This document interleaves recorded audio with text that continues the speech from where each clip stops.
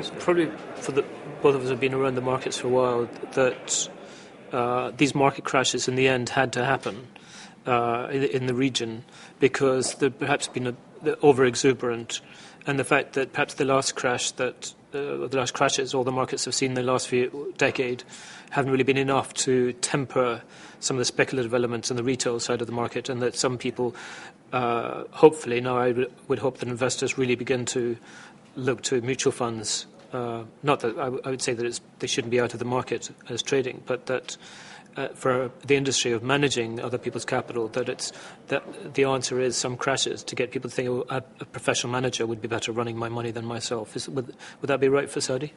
I think so. It's a very small segment of the market. The mutual fund business is 1% or so of the market. Small, yeah. So it needs to grow, and we need more institutional investors, which are happening, to bring professionalism to the market.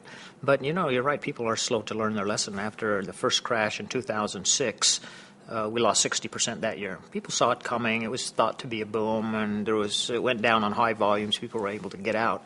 This one came as a complete surprise, totally unexpected, down another 60% this year.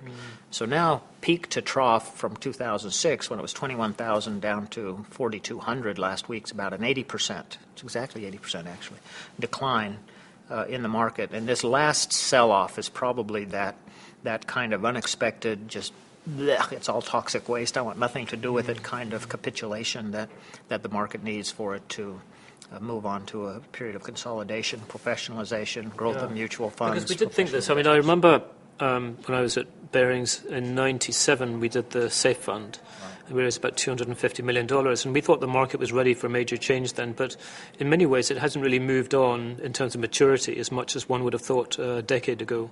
So one would hope that these crashes certainly have helped bring about some longer-term investors looking for value. But we've had a number of listings in Saudi and in the Gulf, but probably in the short term, there'll be no new listings for a while yet. Well, it dried up, of course, because of market conditions the last few months. But you talk about that period when a SAFE fund was launched, which, for folks watching, that's a fund that was designed for the foreign investor to have access to the Saudi market and was the only fund of its kind at the time.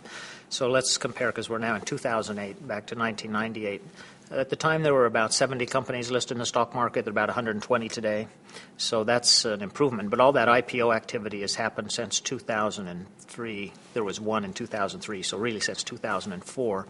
So that's a fundamental change. There's a totally new regulator, and investment banking is spun off from commercial banking, so the investment houses that create mutual funds are proliferating.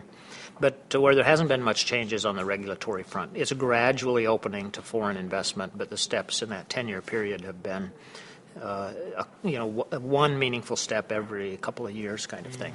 But that's one of the issues, having looked at the region now 15 years. It's incredibly frustrating for me, and I'm sure for many others, is that the lack of change and the speed of change, the fact that corporate governance is still really lagging elsewhere in the world, the treatment of minority shareholders, transparency. It isn't just a case of companies on the market producing results on time. It's the depth of the reporting and the commitment to being transparent. And I find that still worrisome across most of the Middle East and North African markets. It is, but maybe I've been in Saudi Arabia a bit long. I tend to find the lack of transparency in particular is something that gives us a bit of an edge. In this sense, as what is an insider?